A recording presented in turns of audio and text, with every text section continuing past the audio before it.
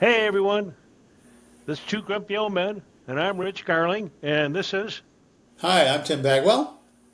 So, Tim, what are we talking about today? Well, I think besides the continuing Epstein distractions, there's the redistricting battles that's dang near a civil war around Texas and Louisiana and California and Illinois and other states, blue and red. And there are a number of things happening. In Texas, of course, the Democratic state reps left the state to avoid quorum in the House, so the House cannot pass its redistricting bill. The Texas Senate went ahead and approved it, but it means nothing because it can't go to the governor without approval in the House. So they're all peeved off. They're trying to have the FBI snoop out the where the Texas Democrats are. They are trying to they made a case before an Illinois court, Judge Larson in Illinois, to allow Texas Rangers to come in and arrest the Dems in Illinois, the Texas Dem in Illinois, and Judge Larson said no, told them to go back to Texas. Yeah, isn't it uh, funny? He's going to have. Paxton wants the FBI, well, and Cornyn, Senator Cornyn, yeah, too, yeah, is the the federal guy. one. And it's like you look at it and you think to yourself, huh, so you guys want the FBI to go find them, but they're in plain sight. They've been on the news just about every day. Heck, they even had a bomb threat at the hotel that they're staying at in the western suburbs. Yeah, yeah. Hey, I So think they were just down at the state fair, in fact. Well, so yes, why is it that everybody else knows where they're at, except apparently for the Texas in Texas, Republicans and the Texas, FBI? yeah, we need federal help to get our to find our Democrats. you know, that. Oh my Yeah. God. So that was the that's what's going on in Texas, and the response in California, who has the most flexibility in producing additional Democratic seats. Texas wants five. Texas has a map that gives them five more likely seats, and in California, it's something like I think up to nine maybe, but I think 7 to 9 seats. And Newsom is all peeved with them, and he's basically saying, if the Texans do this, we're going to do it. Quite frankly, I think that the Democrats should Don't do it they? anyway. Don't they do it? I believe they have a commission Yep. in California that decides how the lines are going to be drawn. But the legislature has the power to override it. Yeah, I think Texas is the same way, but Yeah. the redistricting commission was a sham. The Democrats pointed that out. There was no real meetings because they had a plan in mind. Yeah. So there was no bipartisan bill in Texas. It was all, but I guess they must be that by custom or by law somewhere, each state has a commission that does these things, a redistricting commission. Well, some states do, some states don't. Yeah. Illinois, for example, does not have a commission. Okay, and keep in mind too that the Republicans point at Illinois as being an example of gerrymandering, and you have to kind of admit, the Democrats certainly have drawn Well, some weird lines for the yeah, districts. well, you know, but but so much of downstate is red that you know they can they can go to hell. it'd be But tough. the Illinois would be tough to redistrict right now, mostly because of the fact of what you just said. use geography Southern part downstate. of Illinois is definitely red. Okay, and what are they going to do? Have fingers going down through those that area there in I order think to they try might to? Yeah, well, hey, just to make a point. in If all Tennessee, war, yeah, in Tennessee, they did. I believe it's either to Memphis or Nashville. I forget which. Okay, people can look it up if they want. But what the Republicans did there is because the cities are blue, and the rest of the state is red. So what they did is that the surrounding red areas around either Memphis or Nashville, and they literally went in, and it's like fingers going in there to dilute that Democratic vote, so that they basically took away, I think, 2 or 3 representatives from them. yeah, yeah, yeah, And yeah. so it's not difficult to do, but unfortunately, see, with Illinois, you would have to be coming from up north. Okay, we don't surround the area, down there. So you'd have to be, the fingers would have to be coming from the north, Yeah. and it would be pretty difficult to dilute the vote that way. Yeah, and that's the yeah. whole object of gerrymandering. When you get down to it, is you're trying to dilute the vote of certain groups of people. But if it got to be conflictual, the Illinois map would certainly be a way of pushing the point to pushing it to the brink. If you're going to do this, Oh yeah, we're going to go and so bad on you. and you want to see another example of gerrymandering? Look at Wisconsin. There's a state Oh where yeah. all of the statewide officers are Democrats. Okay, but the state legislature has I think almost a veto-proof House or Majority. Senate, one of the two, in that, and their Supreme Court is definitely majority, liberal, in that and stuff. So you look at that and you have to think to yourself, well, okay, if these statewide offices are all Democratic, why is it that the state legislature is so lopsided? And it's because the state legislature ran, the redistricting. Well, And I think part of that. What was the guy's name? Walker. yeah, when he was governor, yeah, Yeah, yeah. So a lot of that stuff got drawn way back when, and I don't know what their process is in Wisconsin for the local legislative offices to be redone. But and they of course had their judicial race, which was statewide Democrat. race, yeah. Yeah, statewide race where the Democrat prevailed. Well, also what's going on is what's called SB 8, Senate Bill 8 out of Louisiana. Louisiana redistricting, I think probably on the same basis you've talked about, the rural districts dividing up the urban districts, Shreveport, Hmm. and Baton Rouge, and what's that other town? New Orleans.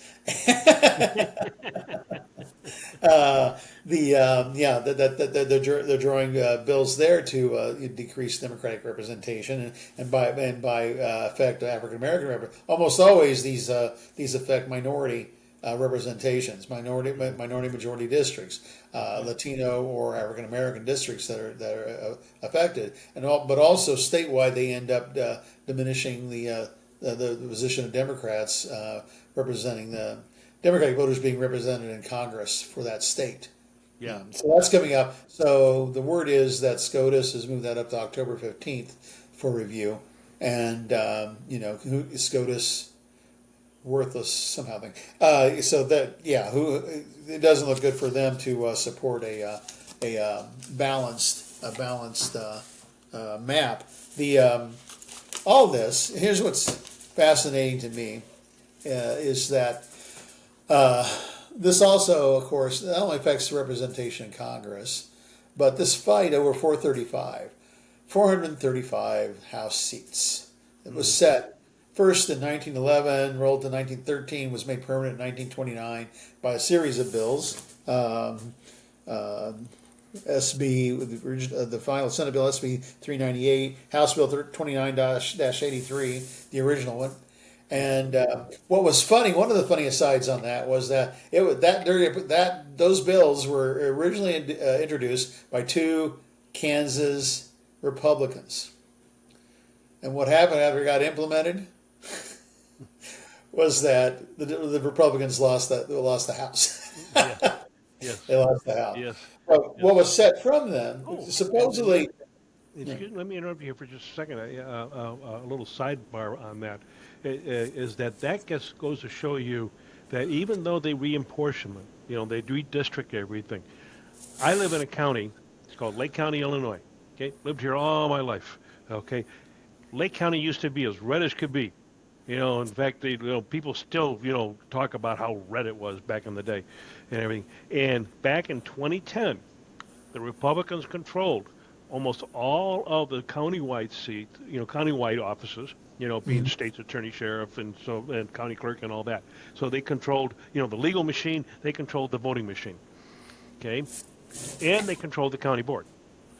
They reapportioned, made it so that it was, in their favor. By 2016, they lost control of the county board. They lost almost all of the countywide seats. So just because you redistrict does not mean that you're going to keep it. Okay. Yes, exactly, exactly. And Especially that when, points to your 1929 example. I mean, it really depends on what the hell's going on, yeah, and what right, and that, what your message is. yes, yes, and right now the Republicans don't have much of a message for even their a lot of their MAGA supporters are in despair over just how corrupt and how sleazy from the top down the Republicans have become. They are Oh not yeah, trustworthy. They're not trustworthy, and they follow a fearless leader. yeah. Oh yeah, exactly, exactly. In fact, I'm doing a series of blog posts, on just just that idea that okay, you take a look at Project 2025, that document, Yeah. and what I'm going to show people is just how much that really is against the working man out there. The working stiff, Joe Sixpack in the corner, kind of thing. And it is just amazing. These people, who are in power right now, they don't care a whit Yeah. about the working slab out there. And in fact, you were mentioning, we were talking, what was that, yesterday, the other day, about my series of blog posts out there that are talking about how the empowerment comes from the ground up. All right. Exactly. So, I mean, you look at Texas. Texas is literally telling its cities and its towns, you can't do this, you can't do that, because it's against the so-called MAGA message. Okay, but that's where a lot of this stuff starts. Is in the cities, is in the villages, out there. I mean, even to the point of where you have just, your local labor boards or what have you, that and you start to, do things, make decisions that are going to benefit, the working person out there. And Yeah. because I can guarantee you this, Trump don't give a rat's ass about anybody. Yes. Well, and you not know, the rest of. Speaking of the conflict, you mentioned Texas again. Is the they've even tried. Well, the court, the Texas court has told Beto O'Rourke that he can't raise money for the Democrats that are out of state. And it's yeah, it's become so heightened, so much of a chicken game of chicken, you hmm know, that I think they're betting, as the Republicans are betting that, unfortunately, the Democrats ultimately won't have the guts. But I think they may be mistaken. I think that having occupied Los Angeles, yeah. Or the DC. people of California, Yeah, they're occupying DC now. well, I'm saying, but Yeah, DC has no representation. yeah. But with California, they've occupied Los Angeles, and the people of California would support 9 more seats. Oh yeah, Yeah, I easily, think easily, yeah, easily, without a easily. doubt, without a doubt. Yeah, And the thing you just mentioned. This is I find this interesting. That one of the things about America is that you can push us so far. Okay, you can push us so far, until you get to a point. And I mean, and sometimes it looks like being pushed again and again and again and again. mm, But that's because we're such a magnanimous people, out there. We're willing to give you the benefit of the doubt far too many times at times. Okay, yes, before we finally sit there and decide, no, I've yeah, had it, and we yeah, slap back and we slap back. And I see the Democrats as being that way. You know, we're we're we're very giving. We're willing to give people a chance. We're willing to try to talk it out with you, yeah. and everything. And that, but Bipartisan you, bills, we're willing to come to the table. yeah, and that push us too far or push us once too often, and we're going to slap back.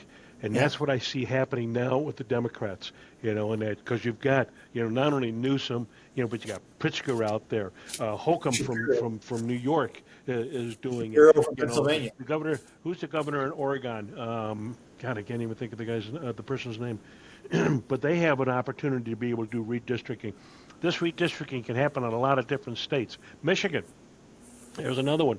There's a possibility there, in that, and so it's unfortunate. We got this tit for tat stuff going on. Yeah, It's like, come on, yeah, people. We got more serious things to worry about in this country, than this blatant power grab, really. right. I think the Democrats, and Florida hasn't mentioned it yet. They may be stuck like Illinois in Florida. There's no room to move. Maybe they can squeeze out one seat. Maybe Illinois can squeeze out one seat. It's not going to, they're not going to be able to squeeze out a lot.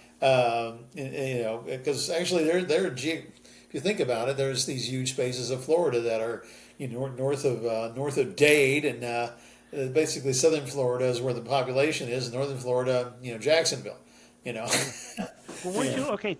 Just you were mentioning last night when we were talking, because we were talking about this 1911 bill that got Oh, enacted in yeah. 1913, and we were talking about that total number, and how when you get down to it, it's not the type of representation or the numbers of representatives that the founding fathers envisioned.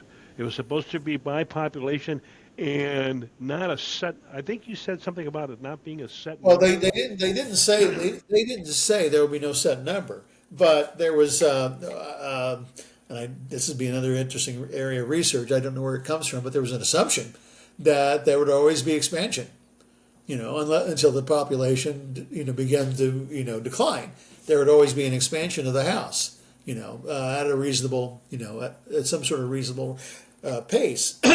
And the arguments in 1911, 1913 were communication, administration, cost of the office, And here's the thing: we blew past that a long time ago, and communication has improved. There's all kinds of Yeah, yeah, we all kinds of not even an communication. argument. Yeah, it's not even an argument. But what happened was the Democrat and Republican parties, fell in love with 435. They fell in love with 435. I think we also discussed last night the fact that the likely fact that this was also in preparation for women gaining the right to vote. Yeah, Yeah, yeah, so you have a continuing increase in the House, and all of a sudden women can vote, which means women can run. yeah. I think it's curious. I'd like to know the history of this, but just another aside, because there's so much stuff that people don't get. That women can run for certain elected offices in a lot of states. In Illinois, again, state superintendent of education, which we Right. don't have anymore, I don't think. The state superintendent of education, women can run, sort of like, because that's a girl's job. Yeah, yeah, Yeah, yeah, yeah, yeah. yeah. There were I certain also, jobs that the girls could do. yeah, Like for instance, comptroller. And all that because you know, no threat. in a lot of families out there, it's usually the wife, the mother, who takes It's keeping track of the tabs on the books. books.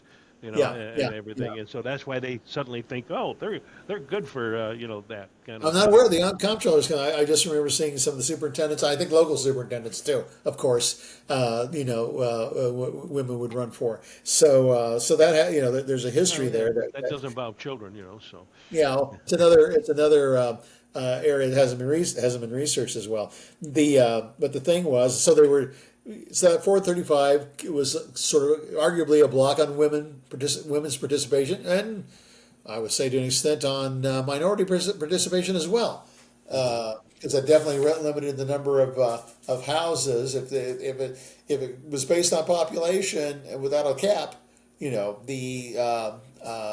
would be continual growth in minority and urban and minority participation in Congress. What I found also curious, I've made this argument, and then the other day it dawned on me, and well, it's kind of obvious that we also, at that 435 on the House, locked down the Electoral College, because yeah, the Electoral College is based on the House and Senate yeah, numbers. yeah, Yeah, um, and so that gave a flexibility. The founders had a flexibility in the Electoral College. Arguably, the Southern politicians at the founding wanted to control the size of the House of Representatives. Excuse me, the Electoral College. But that certainly locked us down by the 20th century with this bill.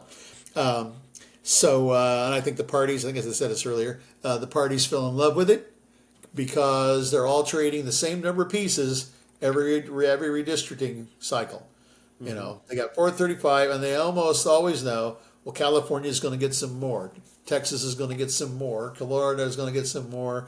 Illinois is going to lose another one. You hmm know, yeah, yeah, Missouri is yeah. going to. They know who the winners and losers are going to be, and it gets tighter and tighter. If we were to find there is a formula out there that I think it puts it more at 600 something. I think it should be more like 700 something. But that would expand that. It would freak people out, freak the parties out. Oh, I would say also that that number limits other political parties from rising. Right. Because you're right, if you have urban coalitions that say we want this, and Los Angeles and New York and Chicago all think the same, then that could be how they have the block to do that. They may have a block large enough to do that, and that's what this thing did.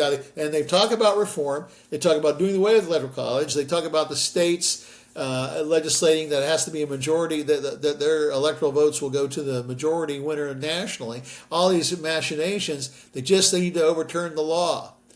And they've almost fooled everybody into thinking that the 435 is constitutionally set. Yeah, and it's Yeah, not. and it's not. And You it's know, not. and Of course, and it here, takes. of course, and here's the other thing too, is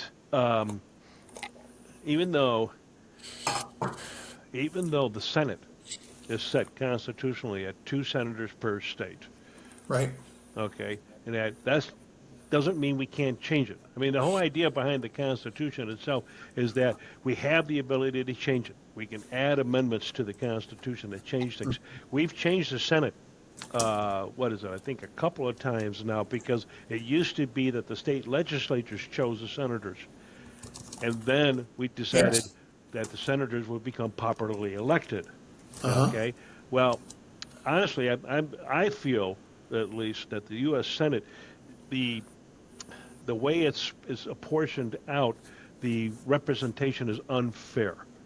Okay, give Uh you an huh. example. You've got 2 senators for the state of California, and then you've got, oh, what would it be? Something like 10, 12, maybe 15 senators that come from the western states. Well, Yes.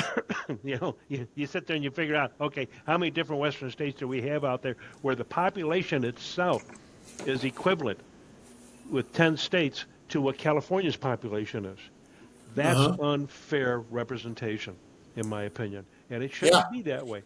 Quite honestly, I think each of those states maybe should have 1 senator. Well, And I would California like really to. deserves more than that. Yeah, well, I think there's a big that's one of those constitutional issues that Yes.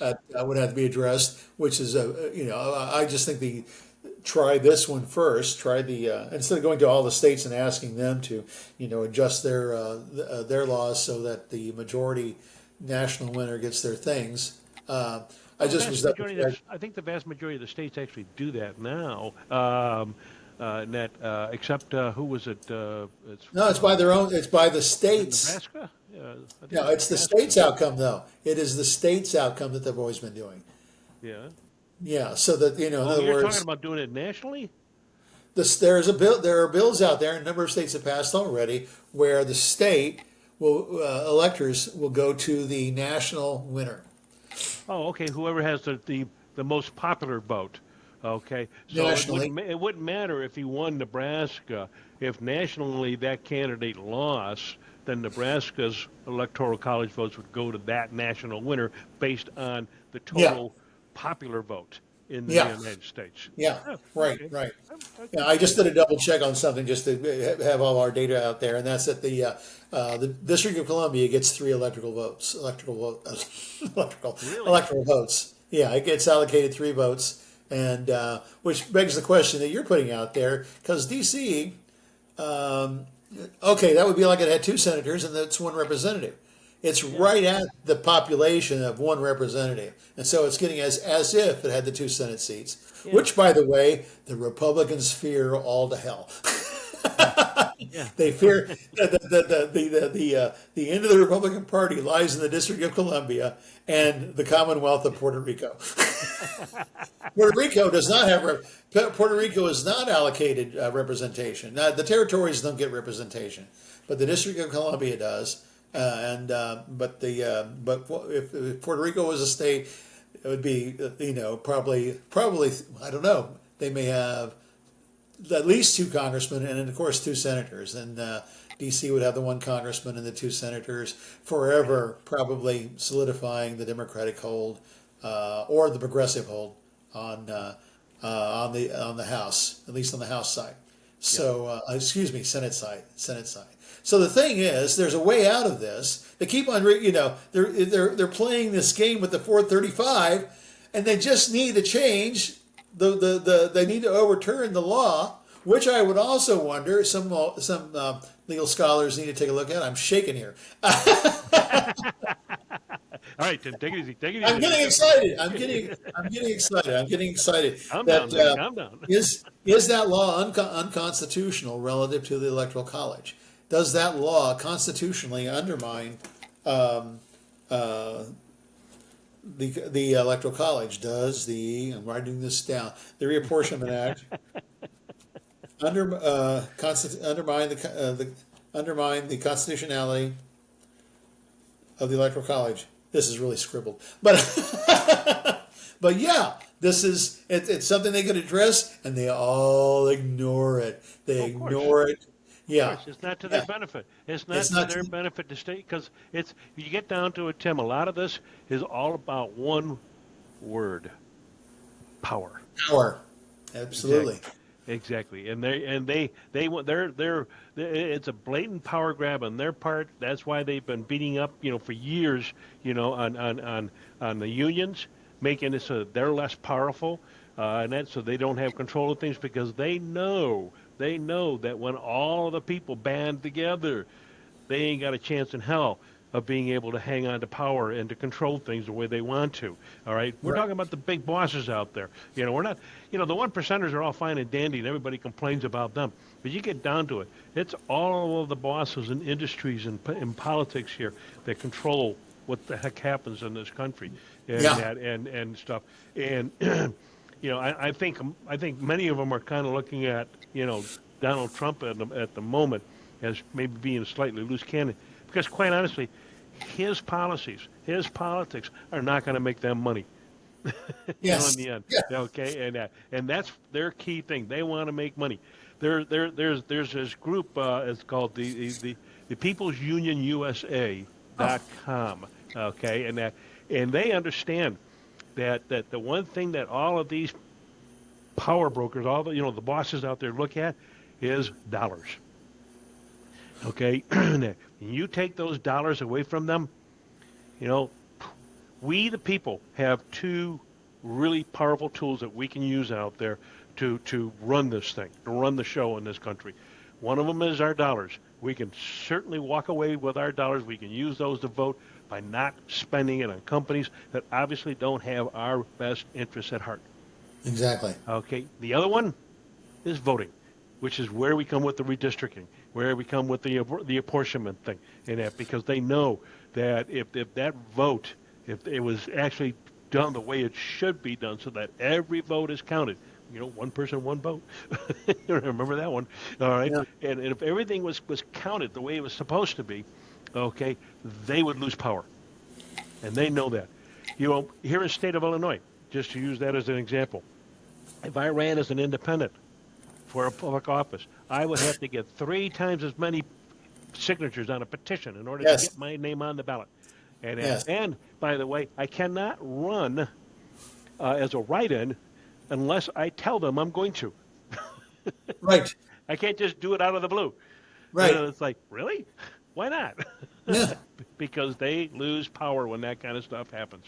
Yes. And so they want to control all aspects of it. Yes. And that's not just being some kind of wild lefty or anything like that, folks. That's the facts. Yeah. Well, it's like a game board, and there's just 38 pieces. Exactly. Sorry, District of Columbia. We left you out there for a little bit. Or 538. Excuse me, 538 pieces. Okay, but the 430. Oh, we're right. So the 430. Let's just do the 435 is where it was set, and it's set at 2 senators, and but we accept that. It's because that was constitutional. This is a bill. This is a congressional bill that set that board at 435, and they're just trading across their territories. And they can predict it. They can work for it. We need to raise funds for this state's congressional seats because they're going to have some more seats, and we're going to have to take it away from this one because they're going red, red, red, or blue, blue, blue, and they love that game. Oh yeah. It's a control instead of what. Where did these guys come from? Yeah. Now, can you imagine these? Where do these guys come from? Can you imagine, say, for instance, if we up the number by 100 or 200, or we actually use a percentage to determine the size of each of the districts out there? I think you mentioned that yesterday. And I think it probably it's a formula that has some algebra to it, but I think it comes down to percentage. Yeah. Yeah. Okay, and so you figure out a percentage, and say it ends up adding, another 100 or 200 or, whatever number of people to the House of Representatives. We still have one other problem, though. The House of Representatives could overwhelmingly approve a bill, but we still got 100 senators. Yes. And those guys, and the idea, by the way, folks, behind both the Electoral College, one of the ideas, I'll put it that way, behind the Electoral College and the creation of a Senate was that the House of Representatives will be the people's representatives. But the Senate was supposed to be made up of the best and the brightest the country had, and it would act as a buffer to the emotions of the people. Okay, the Electoral College, same thing. In essence, even though the issue with how do you count the slaves, at the time, as part of the population, and that was a blatant power grab by the southern, states because because they had little population. In fact, they had more slaves than they had regular people. South you know? Carolina and Mississippi pushed that to the they were almost black.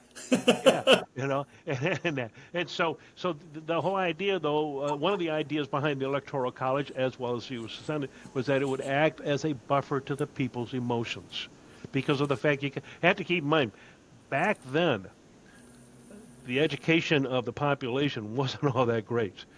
Right. And all that you were pretty much taught, that okay, if your father was a carpenter, you became a carpenter. Okay, that's exactly what would happen. And if you were born to a wealthy family, then you were part of the so-called aristocracy. Okay, and it was difficult to get rid of that aristocracy idea for a while, even after we became a country. Can you talk? And so Can you briefly talk again about that organization? Who runs that People's organization? Union USA. Yeah. Yeah, yeah, their whole. It's kind of funny.